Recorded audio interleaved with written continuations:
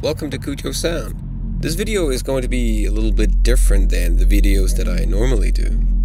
This video is almost documentary style about how I, as a sound designer, got into the AAA game development. It's not a vanity video, it's more of an hopeful inspiration and motivation to aspiring sound designers who will, when they hear this story, understand that persistence and keeping up the hard work actually pays off in the end. Because becoming a sound designer, and becoming especially a game sound designer, it's not something that you just become overnight. It takes a lot of dedication, and it did for me as well. But hopefully after having watched this video, you will understand that it's not because I had it easy that I am now in the industry, and I know very few sound designers who landed a job right out of school or were lucky enough to land a job right away out of thin air. Most of us worked really hard for where we are right now, and that's why it's important to tell you all how things work in the industry. So a little bit about how I got started. My name is Bjorn Jacobsen. I am born in Copenhagen, Denmark on the 30th of June, 1981, which by the time of the recording of this video makes me 37 years old. I don't feel 37, but that's just a mindset, I suppose.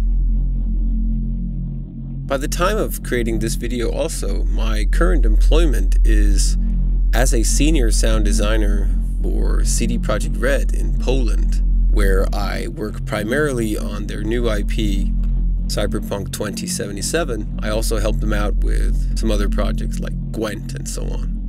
And it's great work. I really enjoy working here for the sake of all the projects, but it took a really long time to get here, and it took a lot of motivation and a lot of dedication and persistence, and I was extremely stubborn to get here. And maybe you can relate when this story unfolds, because maybe you're in the current situation that I was in many years ago when I started. And I started out not knowing about the game industry, which is one thing that a lot of people find out very late in their careers or in the process of becoming anything with sound or music, that video games is an option to them. A lot of people ask me how I got into the industry, which is why I'm making this video. And the funny thing is that every time I tell this story in person, a lot of the people who ask the question seems to be demotivated or disappointed of my story, because they expect it to be some glory story about that it was easy to get here, or that it was just I went to some school and then I started a job and then I get to play video games all day, and that's simply not the case. So to begin with, back in the 90s, when I was a teenager, I gained a massive interest in music. My father is a guitarist, and my mom worked at a laboratory. My dad really heavily wanted me to play the guitar, or other kinds of, let's say, ordinary instruments back then, and we tried out with Spanish guitar at first, when I was around 9-10 years old, and later we tried with an electrical guitar, because that was sort of like the natural movement. I was really into heavy metal at the time. When I was about 10-11 years old, listened to a lot of Iron Maiden and Metallica, later went on to more death metal styles, Sepultura, and I really enjoyed it, and I was fascinated by the guitar, and I wanted to play the guitar, like in my head, but not really in my heart. And when I was trying to practice, it was like it just wasn't for me. First of all, my fingers are dead short, so I can't really play the guitar that well, and I can't play the piano either because my fingers are just too short. Yeah, sure, it's easy to blame it on the fingers, but it just made it hard for me, and I need to see results rather fast for me to progress into something, and that didn't happen when I was playing the guitar. At one point when I was playing the guitar, the electrical one, together with my electrical guitar teacher, my ring that I had on my finger, yeah, sure, I had safety pins in my ear and very long hair, and we're wearing rings and usually a skirt and or weird pants. I was kind of a weird hippie metal type back then. My ring would short circuit some of the strings, and it would make this weird feedback noise from the amplifier, and I quickly found out that was much more interesting than just playing the guitar normally. And I think that was my first experience with that I could make music out of other things than playing the guitar normally, and that a guitar could also be used for other purposes than just, you know, jamming on the strings and making it act like a normal guitar would. As a child, I always had a great interest in sound, and my good friend Bjarke de Koning, who lived in the same street as me when I was a kid, we had no listeners, and it wasn't actually a thing, but we had a radio show that we would actually do, if not at least once a week, maybe several times a week, where we would use my dad's tape recorder and perform our own radio show, like we actually had a radio show. So the interest in the performance and the sound and the whole thing coming out of it was already there back when I was a kid. And it was kind of strange because out of thin air in my teenage years, suddenly I gained a massive interest in electronic music without having actually ever heard electronic music. There was some in the radio, and there was some on MTV back when MTV was still showing music actually. But in the 90s, when that was happening, electronic music was basically all techno, which was what we had access to, and every adult person would always tell you it's not music, or that it was just boring, or it was the same over and over again. And I remember saying that myself as well. It's not music, it's not sound, it's not worth it, and stuff like that. And I felt kind of weird when I was saying it because I remember being strangely attracted to it. And then up through high school, which is from 97 to 2000, I got a hold of some software like Fruity Loops and Rebirth and a couple of other tools back then. And I started fooling around at home on my weird speakers. So through high school, when I started gaining an interest in electronic music and so on, I had a really rough time in high school. I don't know why. I was kind of lonely. Had a lot of friends. I have some really, really good friends from high school, but I was kind of lonely.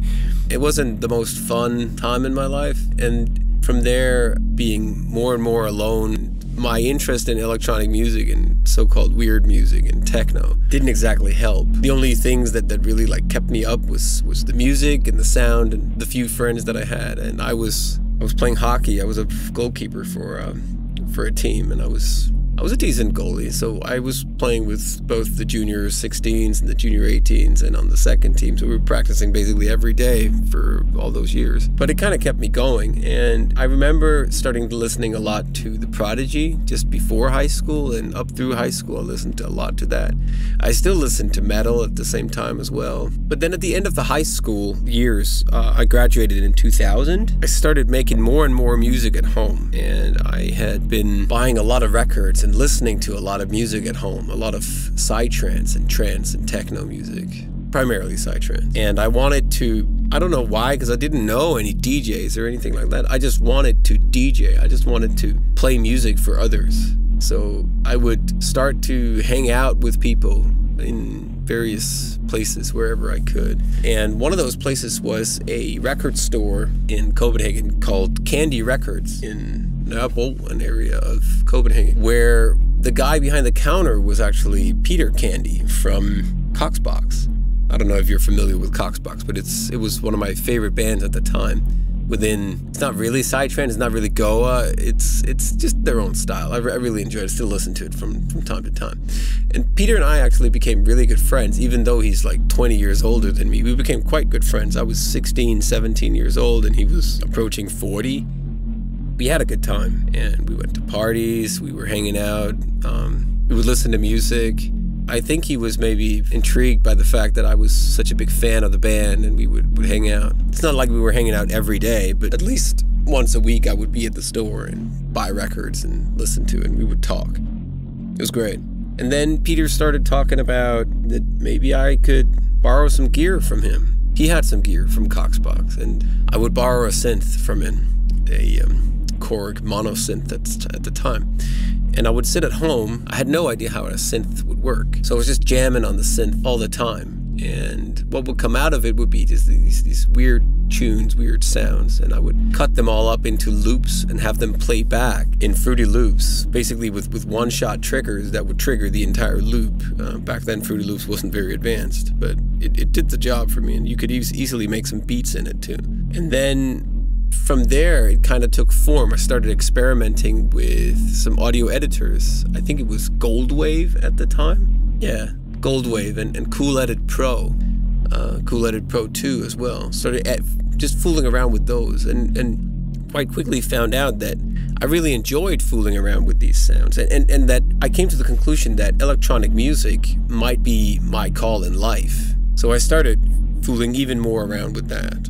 And to export these tracks, my pieces of music, I would have to create the track, and you would quite quickly run out of computer space, processing power. So I would have to blindly finish the track. I could maybe create the first quarter of the track, and then the last 3/4 of the track would have to be sequenced blindly. And what I had to do was to copy all the samples to directly the 1.4 megabyte discs back then, and then go to my parents' computer, at where I had then also loaded up Fruity Loops. I would then copy all the samples over and the project, and I would load the project, and I would export the file into an MP3 format and upload it to mp3.com back then. So with mp3.com, and after high school, I started putting up more and more tracks, and Peter Candy needed his synth back, so he got that. But at the time I turned 18, which is in 2000, I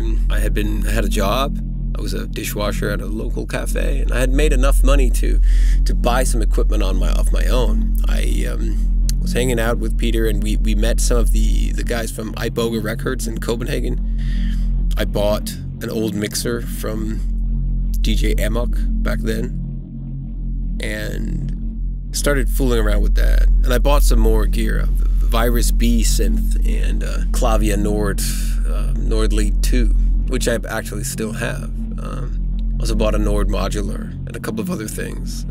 It wasn't cheap, and it cost me all my money, and I had no clue how it worked, and I didn't know how to put things together. I just started experimenting. And then I met this guy called Michael Schulz, about the same age as me. He started writing to me, actually, and said that he was making techno, and he was interested in making techno with someone his own age. So we met up, and he showed me how MIDI works, actually.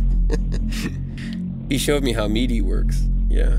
And I instantly went out and bought a MIDI interface, because that made me understand. It was like an epiphany of how does MIDI work, and what can I do with it. And I instantly had thousands of ideas. So I went home and started recording stuff with my gear, and actually made my first track that sounded like something.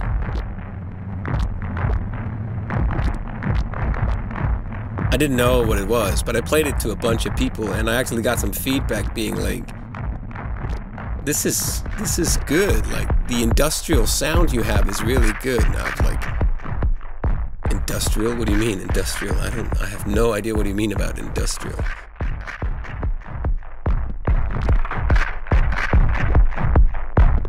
I started putting up more and more tracks on mp3.com. I met a guy called Morten. We formed a studio together right next to the Iboga Records studio as well in Copenhagen, and started making more and more music there. We were hanging out with a guy called Jesper Isbak, Jesper Eskilsen, as his name is, and he was in the same studio as us, so we were making tracks at the same time. And we also formed an act called Tenka, and I started publishing more and more on this mp3.com as well. Actually started because of the amounts of downloads that I had of my music there. Actually started making a decent amount of money, about $1,000 a year I would actually make on it, which was pretty good back then, especially if you're 18 years old and you don't really know what money and income from your hobby would ever be. So I started fooling around more with the music, and we were really big fans of this act called 0 to 9 from Germany. We had no idea who they were, but one day there was an email in my inbox from a guy called Daniel Mondry, who was actually in the band 0 to 9, and he wrote to me and said that he really liked this track of mine called Insane Dreamer.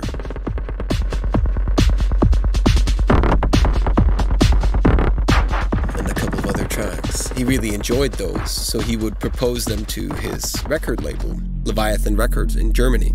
I was really intrigued by that because not only was that one of my favorite bands writing to me, telling me that they would propose my stuff to their record label, but also the fact that anyone actually cared about the stuff that I did.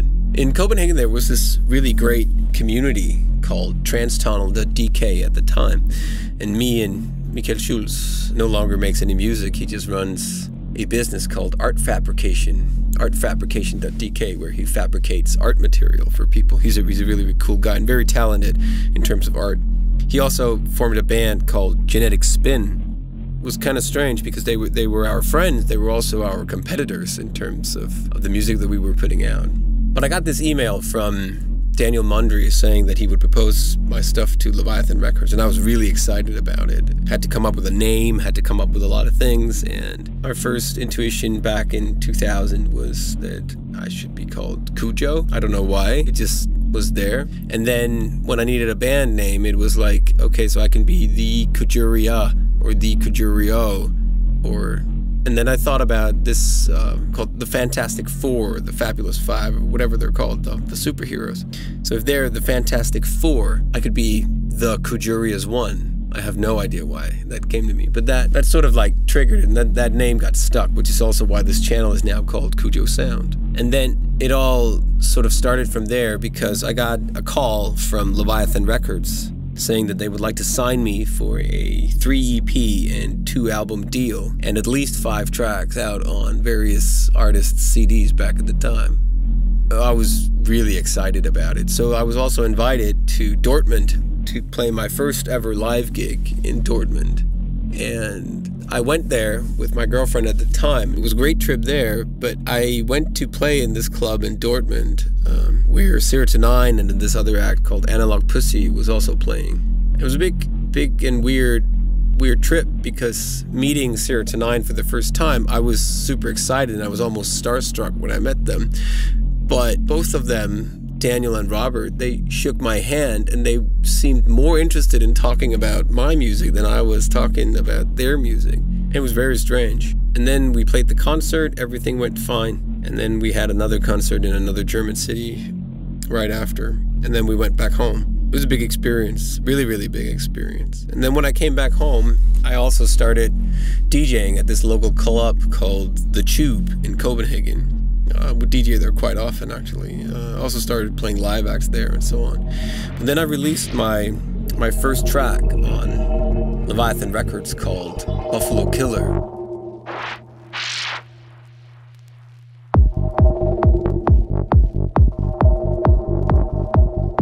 It wasn't the first track that they signed, because what they signed was actually the Insane Dreamer EP, which would come out later. But Buffalo Killer was sort of like the start for me because that one track got lots of attention and I started getting gigs all over Europe, mainly in Germany and France and Italy and so on. We'd travel around, and in Sweden too. We'd travel around and start actually playing. So my music career was taking form at the time. And I still had no idea why anyone would actually bother ever listening to the music that I did. So the Danish community was growing. Michael Schulz and Simon Tawiti, who had Genetic Spin, and it was me, Kujuria's One. I also formed this act together with Jesper Isbak, where we called ourselves Tenka, and we made a couple of tracks that became kind of big hits in the scene back then, called Muggert and Broken Neck. And it was pretty good. We had a great time.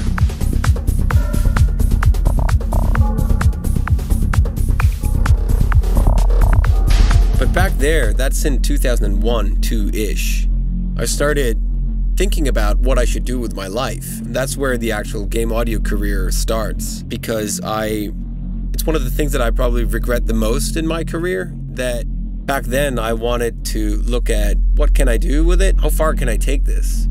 And I wanted to contact this local company in Denmark who had been rumored to create a game called Hitman. They were called IO Interactive. I thought about it a million times, and that's the thing that I regret, that I should write to them and say that I'm really good at making electronic music. I have no idea how to make video games, but I play video games. Can I join you guys? And that's funny because that sounds like basically 95% of all applications I receive now, and I understand why companies are reluctant to hire people just off that, but I still regret having not reached out more back then. But then I started thinking about that maybe video games could be something for me. I wanted to get better at making music, and I wanted to be better at a lot of things. I was working in Cubase at the time, and I tried to find this course in Cubase that I could attend. And the funny thing about that course was that I considered myself a complete newbie, even though I had been working in Cubase for 5 or 6 years at the time. And when I then went to this course, they called it the beginner's course. I quite quickly found out that I was no beginner. I was probably intermediate. And then I started looking up at the course, what they were actually teaching on the intermediate and the expert levels. And it's not because I'm some Cubase guru, not at all. But I found out that these courses back then, in the beginning of the 2000s, what they were offering was courses that I would consider complete beginners, even the expert level. That was the first time I had a thought about that maybe I'm good at this. Maybe I know something about sound or tools that others don't get, or that other people consider very difficult that I find very easy. Maybe I could do something about it. Because my parents at the time, they were all telling me, when are you gonna get an education? And what are you gonna do about all this? Can't make techno forever. Also, when you were playing video games, we probably all heard it, like, you can't make a living off playing video games, or you can't make a living off making video games, and so on. All the stereotype conversations that I would have with my parents back then, and they, okay, if you ask them today, surely they don't remember it like that, and they don't think that it's like that anymore. But that was how it was for me as a kid. And I was then making more and more music. We were doing really well. We got into the usual problems with bands, like disagreements in bands, and we didn't know what to do. And me and Jesper, we broke up. Tenka broke apart, and he was still called Tenka, and it was a total mess. And then we got back together, started making some more music, then we split up again, and all the problems that you can imagine some band would have. And then I was continuing as Kujuri's One, and in 2005 I released my first full album called Creating a Second Sun.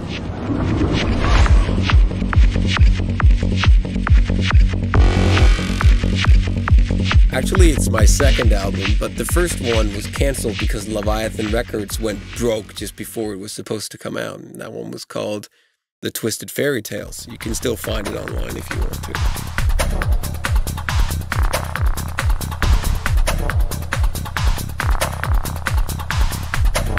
But after that, around 2004-05-ish, I kind of decided that I want to make video games. I want to be a sound designer that makes video games. And that was like my end goal. And how do I get there? Because I quickly found out, because all of the companies that I reached out to back then all said no or didn't respond at all to me. So I found out that Copenhagen has a really, really great youth film industry for short films, where everybody works for free. And it's not because people should work for free, but it's all this community of people who are all making movies or short films just because they want to. Like the director, he doesn't have a team, and the photographer doesn't have anyone to shoot for. The scriptwriter doesn't have anyone who wants a script. So people get together and we all agree, let's do this together. You can even apply for funding and create all these films, and that's why a lot of short films come out of Copenhagen like that. So I started hanging out with people like that, and I made about 20 short films as a recordist. I remember lying about it the first time, where I got a call and someone asked, yeah, we hear you work with sound, after I had been promoting myself on various forums. Like, can you do sound? Can you do recording? And instead of trying to explain to them that I had never done it before, then I kind of believed in myself enough and my knowledge of microphones at the time, which was actually very sparse. But I said, sure, I can do that. And then I went to do the shoot, held the boom correctly, and that was it. I did my first short film. And after that, about 20 of them followed. And that was like, every time I did one, the next producer got my number from the previous producer, and they would just continue to call. And eventually I found out that all these directors and all these cinematographers who are making these short films, they They are doing this because they want to make a short film that they can use for their application for film school. So I decided that I want to do that too. I want to get into film school. I don't care, like if I learn film first or whatever, it's a step on the way to making video games. At that time, I was sending applications to practically every company I could find, and in not even 9 out of 10, maybe 99 out of 100 cases, I would never hear back from the company. But hear me out when I say this, that a lot of these companies receive really, really weird applications all the time. And even if you have the best intentions, then when you apply, like me, with no experience and nothing to back up your claims that you're a good sound designer with, then you just end back in the line full of people who maybe they're less talented than you, but they have something to show for, and you just end up there and you don't get the job. So I realized that and started with these short films and other things, like really try to build up a portfolio back in the day. And eventually I would meet some people who also worked at IO Interactive and working on some Hitman games. Some of them became very good friends of mine, and I would talk to them, try and persuade them into dropping my name off at the company so that I could get hired. We tried really hard. And I applied. I even actually, I think that was because I knew people at the company, but I got called to a test. I didn't really apply. I was just talking to one of the directors at the company, and I would go there. This is in 2006 or 7, 2006, yeah. I would go there and talk to them, and they would invite me to do a test. I had no idea what a test was like. And the test back then was that I would then be called to the office. I would be put in a studio with Pro Tools, which I didn't know how worked, actually. At least, well, I knew how digital audio workstations was working. I just didn't know any Pro Tools, so that was a bit of a challenge. But I was put in a room with their sound library and a short 30-second video, and it was just, do this video. And that was my...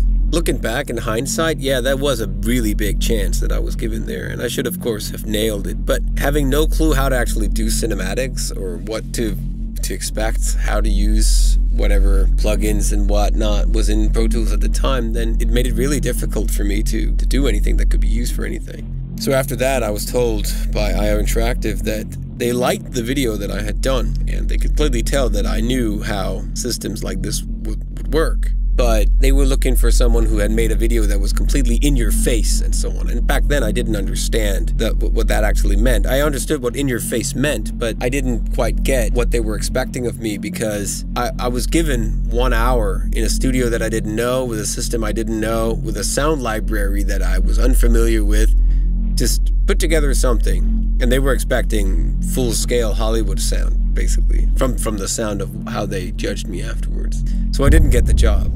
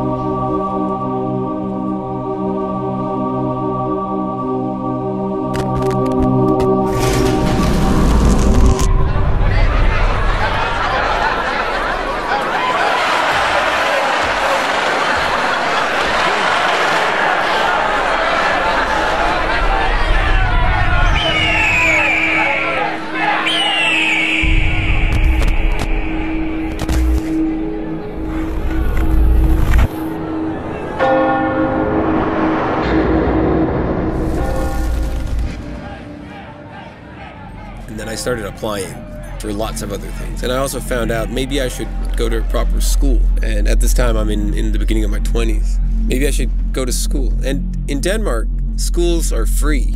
It's free to go to school. And that's cool, because then you don't have to end up with hundreds and thousands of dollars or pounds or whatever in debt.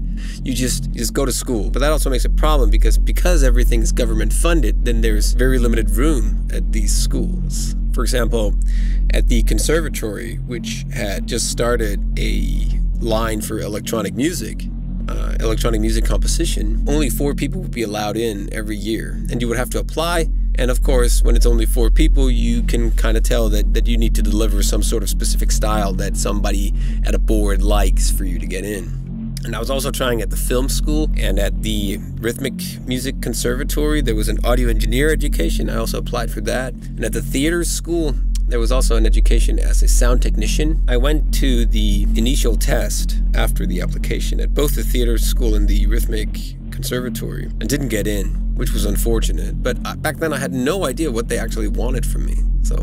But I kept going, and when the education in Aarhus, another city in Denmark, at the conservatory there started their line for electronic music composition, I was like, yeah, I make techno, I can get in there. So I started applying there and got completely dismissed in the beginning. And I didn't care for getting any feedback. I was just pissed off that they didn't let me in. Like, what is it that they don't understand?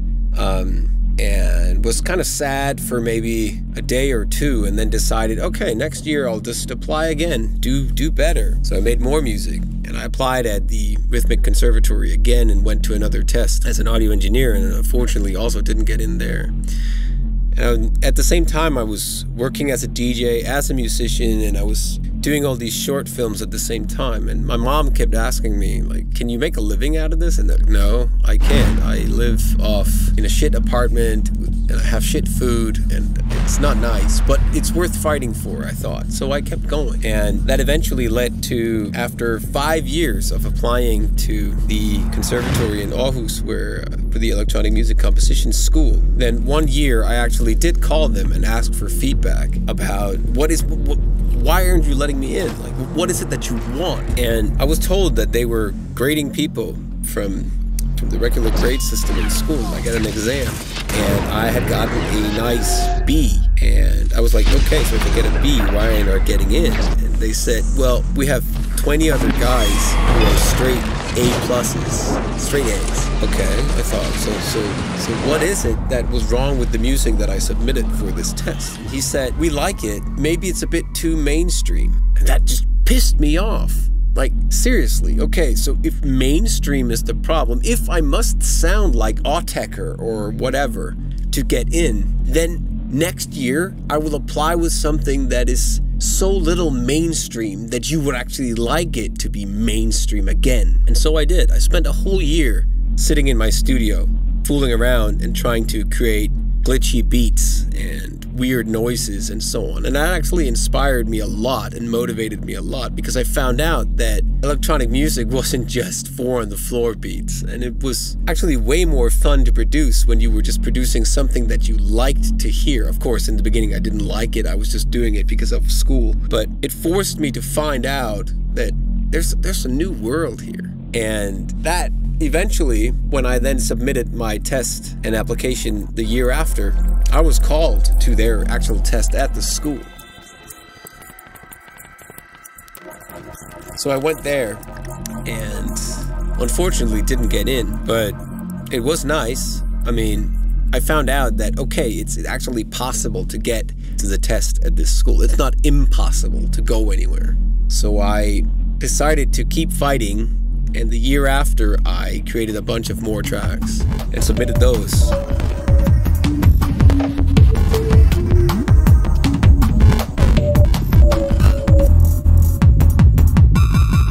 And was invited again to the test. And this year I knew a little bit more about what to say at the test, I suppose.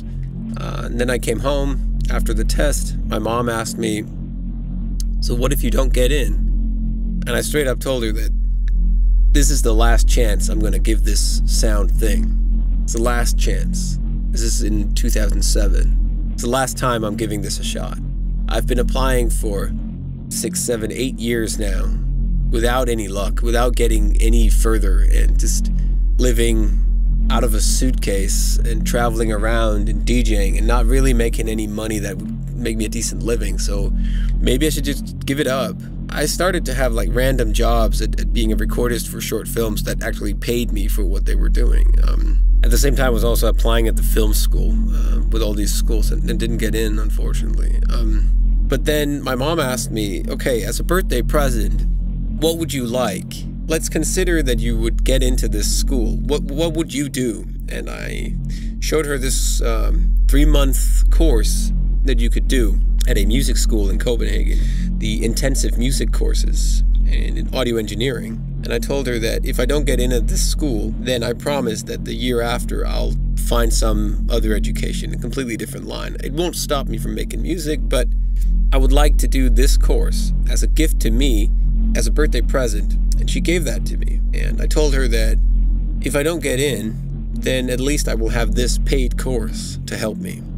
And if I get in, then I will have this paid course to help me.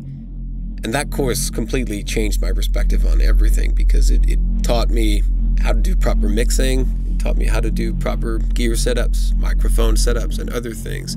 And I remember this quote from an interview with her, where one of the guys says that he did the same once, did a course in audio engineering. And as much as it might have been interesting for him to learn to mic up a drum kit and so on, he was more interested in using the whole studio as one big instrument. And that was exactly what I wanted to do as well. But I kind of thought that it'll never harm to learn microphone positioning and setups and mixing, and like even mixing jazz music, mixing stuff that I don't know anything about, because if this is to become a job, then I need to know how to do my craftsmanship without being judged by the assets that are given to me. Like, if there is a director that wants something else than me, then it's my job to finish this. We can discuss it, of course, but it was my job to finish it. So this school taught me a lot about how this is supposed to work. And after that school, it was really nice. But then I received a letter from the conservatory that I had gotten in. I was one of the 4 that got in that year. It was pretty exciting. So that summer,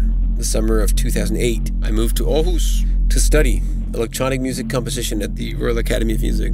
And that sort of kick-started the whole thing. That first year we had a workshop with Richard Devine. The first week I was there, and it was like, wow. I liked Richard Devine's music. I didn't know anything about his sound design capabilities back then, but it was really nice to see that there were other people who were aiming directly at just doing sound, not necessarily music, but sound for other things. And not because I wanted to be Richard Devine. It was more like, I want to do sound as well. I want to be the guy that people call whenever they need a sound for something. Like, they already call me when they need their short films recorded and their TV productions recorded. I'm already booked as a DJ and other things. I want this to happen for video games or for audio branding of sorts. So I continued at the school, and I found it really interesting. Learned a lot about acoustics, stuff that I really think that should be common knowledge for any sound designer, like acoustics and setups, synths, samplers, and so on, how all that stuff works. Because in the end, it's just all about your creative thoughts that becomes the limitations of all this. So I would study there for 3 years, and at the same time I was also applying for jobs, always, at IO Interactive. Was even at 2 interviews at IO Interactive and didn't get the job either. And I was fighting real hard, and it was really demotivating. And at the same time, I felt like on top of the world because things were progressing, but still, I wasn't landing those jobs. It was really difficult. And that was after many years, and I actually had a decent portfolio to show for, like lots of remade videos of sounds and so on. It's hard sometimes to imagine how primitive gear was, even back in the beginning of the 2000s and mid-2000s, when it came to creative sound design like this, especially if you had no clue what you were actually doing, like me. But I worked really hard for it, to understand it, and tried to really like constantly push my limits and create better content that I could use to show off with. Then I moved back to Copenhagen, and I started applying at every indie game company that I could find. And I eventually landed a job with, well, not a job, but more like a steady freelance position with Serious Games Interactive in Copenhagen. They do educational games. Started doing just UI click sounds and weird sounds for like static educational games, like very linear and only one picture at a time. Click right or click left, click the right choice, and so on. Very, very simple. I just needed background sounds of planes and birds, or plates if there was a restaurant, and so on. And that was also very inspiring, because that also made me realize, okay, there are also, the game is not insignificant, but the work on it was really boring. That was really like, okay, so this is something that I had to get used to, because Previously, as a musician, I was only doing the tracks that I wanted to do because I was a band, I was an artist. And now I'm a craftsman who is told what to do, and then I just do it. That was very difficult to handle. As an artist and as a creative person, it was very difficult to understand that I am now a craftsman. I am not anymore necessarily an artist who can just do whatever I want. We need to work this out together. Very difficult. Then I finished my degree, my bachelor's degree in electronic music composition, would actually continue studying in Aarhus on the master's course, but then I also joined a second master's at the same time.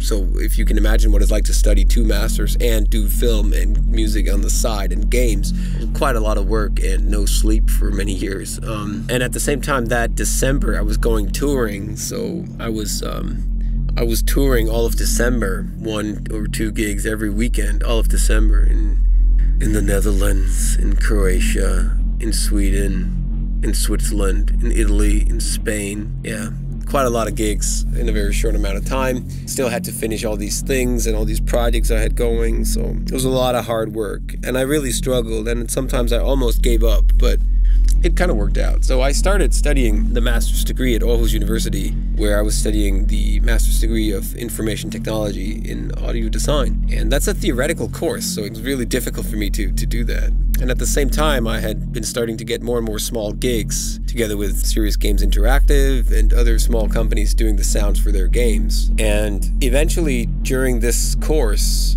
I would also join up with this small education called the Danish Academy of Digital and Interactive Entertainment, DADIU, which was a course where you would get together, learn a couple of things about games, and then you would basically be put in a room, like 5 programmers from the university, a director from the film school, some sound designers, or 1 sound designer, and some animators from animation school, artists from other schools, and so on. You would all just be thrown into a room, and you'd be like, you have 1 month, make a game. And I fought really hard to join this course because you were only allowed to go on this course if you were already a student at the master's degree of the audio design course at Aarhus University. And this is just before that course started. So I sort of wrote to them, found out that they were a sound designer short. So if I could join them, it would be great. So I did. And I was allowed in. I told the conservatory just before finishing my bachelor's degree that I'm going on this course. It should count for something. And we agreed that if I did this course, then I could skip class for that month it would take. And then if I showed the game as an end product, then it would be okay. So we made this game called Subway Samurai, which was not very good. But it was a huge learning experience. Just be thrown into Unity. No tools, no middleware, no nothing, and I had no idea what to do. So we made this chiptune music and made a couple of weird sounds and noises for the game. It wasn't very good, but I learned a lot from that. And then the year after, which is about the time I'm supposed to start the master's degree at Aarhus University, I joined the DADIU team again and created a game called Razul, which is a small point-and-click adventure, which was surprisingly really good back at the time, because I started to find out that if I wanted to be a sound designer, then the things I had learned at school, like how to create a drone or how to do things, was not only from a music perspective, because now I needed to make a drone for a background ambient sound. And I remember talking to some other people from the course, and they were like, yeah, it's really difficult to do. And I was like, hey, I studied drones at an art school, like the Conservatory of Music, for 3 years now. So creating a background ambient noise won't be a problem to me, at least. So then I kind of figured out that all this, kind of like the same thing as with the Cubase course, that this is something that I'm good at because I've been practiced. It's not something I'm good at because someone taught me. No, it's something I'm good at because I've been sitting in front of a computer for day in and day out for a long time practicing how to do this. So the tools came very natural to me. And then when this course started, there was a final DADIU course where I did a game called A Mother's Inferno, which got really great reviews for a small indie game like that. And then eventually I would start studying at the master's degree. And once we got to the period where we were supposed to get an internship, or you could do the DADIU course, the Daddy-O course told me, and my professor at the university told me, that I had already done the Daddy-O course 3 times. Maybe it was time for me to do something else. And I couldn't really do the course officially anyway, because then that would invalidate the points, the ECTS points that you would get from the school. So I needed an internship. So I started writing to everybody that I knew. I need a school internship. A school internship is a little different from a regular internship, because a regular internship at a company, I would expect to be paid as an intern should be. But because it was for school and it was only for 3 months, I would write to basically every company I could find and all my friends, and list on Facebook as well, that I need an internship to finish my education. It's just 3 months for free, because I have some sort of game experience already. Let's just say that this is win-win for both of us. I get the internship that I need to finish my education. I get some experience. I get to work on a game. You get a semi-experienced sound designer to join your team, and you can call it free labor. You don't have to treat me like an intern or teach me anything. I could just work for you for 3 months, and we call it an internship. So I got in touch with a friend of mine who gave my number to another friend of his, and he wrote to me, this guy called Kasper, and he said, I work for CCP Games in Iceland. I had no idea what CCP Games was back then. I had heard about EVE Online, but I had no idea what CCP Games was, or that it was them making EVE Online. So I was like, yeah, okay. Are they in need of an intern? And yeah, they were. They actually wanted one, and we agreed that because of the deal that I could do it for no money, and then I could come to Iceland for 3 months and work there. And so I did. I took off to Iceland for 3 months, and I lived in a garage. I lived in a garage, yeah, in Reykjavik, and worked at CCP Games. It was quite quickly, because after 3 weeks of having worked at CCP Games, the audio director there told me that he really enjoyed the stuff that I had done, particularly because I was really fast, and also the quality was high, and they liked it. They would like me to stay. This is like not even 1 month into the 3 month internship. So after a month and a half, he gave me an offer for full hire, and I was of course honored, and I accepted. So once the internship was over, I would go back to Denmark for a couple of months, because I was having a baby with my wife, with my now wife. She was my girlfriend at the time. So minor detail that I had to deal with. So when my daughter was born, we then went to Iceland to live there, so that I could work at CCP Games, then my wife could be on maternity leave. So I worked there for 2 years, and then eventually creative differences and a lot of other things came in between us, and my wife had moved back to Denmark, and I missed the kids, and so on. So I just moved back. I quit my job at CCP and moved back, and immediately right after, finally got through to IO Interactive, who then offered me a contract job immediately after. So I started working at IO Interactive when I came back home as a sound designer. And that's sort of like my breakthrough, because that was 10 years or more of hard work, dedicated work to build a portfolio, build a resume that I could show, and finally get someone to like what I had done and give me a chance. I know some people get the chance after 1 month and some give it after 5 months, but I kept going. One of the reasons why I kept going, and why when I got the contract at IO Interactive and at CCP Games, when I sort of finally felt that now I had broken into the industry, was that at one point on LinkedIn, I saw this recruiter who posted a position. And this is right before my internship at CCP Games. And I wrote to him, and this is very typical, because he was offering a job as a senior sound designer at some game company in England. And I wrote to him and said, I can do that. I want to be this guy who does this. And the recruiter was friendly enough to say, Bjorn, what's your phone number? And he would call me, and he told me, look, you are probably very talented and you're very good, and I like what I see in your resume, but look, I'm a recruiter and I recruit people for a company professionally. They are looking for someone. First of all, this is a senior gig, so you can't get it. And I tried to argue that of course I can do it still. And he said, no, listen, you can't do it. What's going on is that he would collect candidates for this job. He would find the best 2 or 3 candidates, and he would give that to the company as a proposal to who they should be interested in.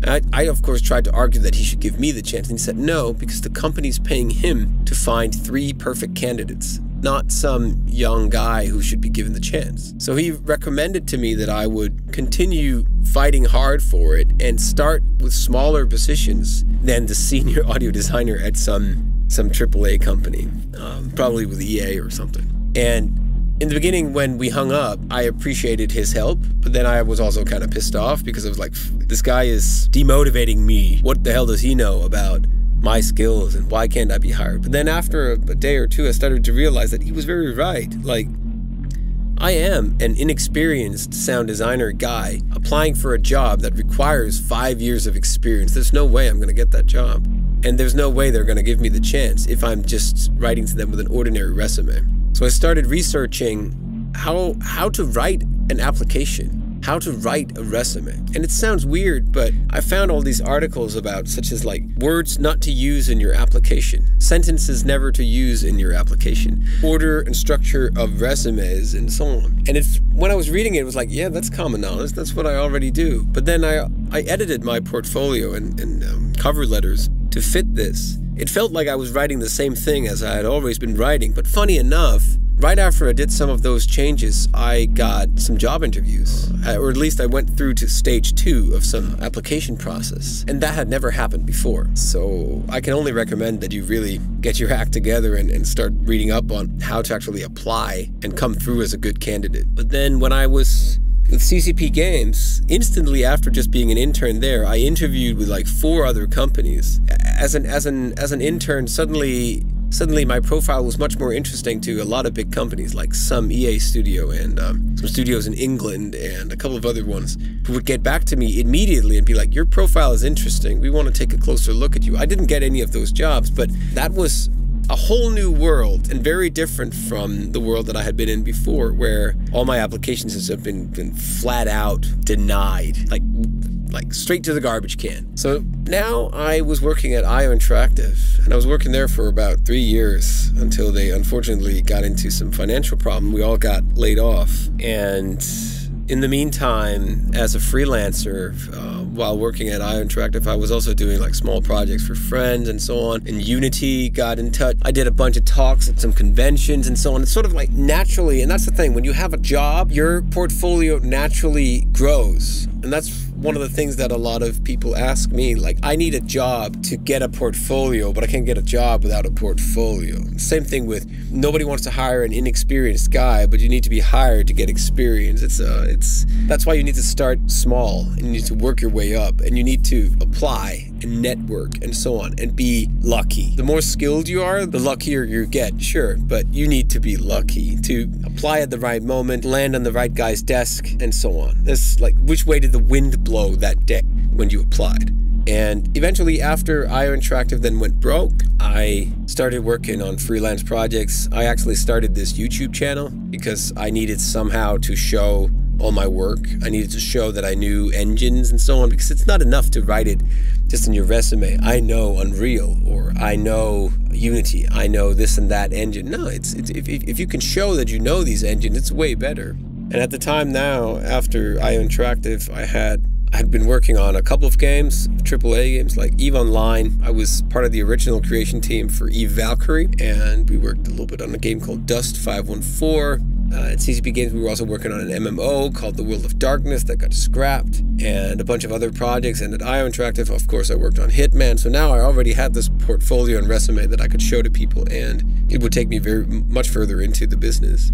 So immediately after we all got made redundant at IO Interactive, I got in touch with CD Projekt Red, and I got hired here. They asked me to do a test, and tests are really weird. Maybe we should talk about tests at some point, because it's very different from company to company what they expect from a test, how you should deliver it, and it's also a matter of taste. It's not always about quality of the test. So I did this test for CD Projekt Red, and they liked it, and I got the job as senior sound designer for Cyberpunk 2077. And that's where I am right now. And it's a lot of hard work. And it's very hard work. And I work a lot, and I don't really sleep. And I work in my sleep. That's what I usually say. Of course I sleep. But I dream of code, I dream of audio, I dream of a lot of things, and I always find motivation in the fact that I worked really hard to get here. I wasn't just lucky or somebody's cousin or something. No, I worked really hard to get here. And hopefully that will motivate you as well to find that if you keep working and struggling, keep improving, then eventually the sun will shine on you and you will get the job that you're looking for. And that's my story. That's the way I got into AAA gaming. It took from the year 2000, or maybe a little bit before that, when I started an interest in sound and music, all the way up until 2008, 9, 10-ish, before I even got close to the game industry. So think about that the next time you're straight out of school and you're 22 and you think that a job will come right around the corner. It might, but if it doesn't, just keep on working, please, because that's the only way you're gonna get in. Thank you for watching this video and listening to my long psychobabble about how I got into the AAA game industry. It's a little different from the videos that I normally do, but hopefully you appreciate it. If you like this video, please hit the thumbs up and subscribe button. If you want to hear more about game audio, I've done a lot of videos about microphones and game audio implementation and lots of other things. I also run a Patreon channel where you can support this channel for as little as $1 a month if you want to. You don't have to, but I would really appreciate it. Thank you for listening to this story. I'm really glad you listened through it. I was really glad I got to tell it. See you next time.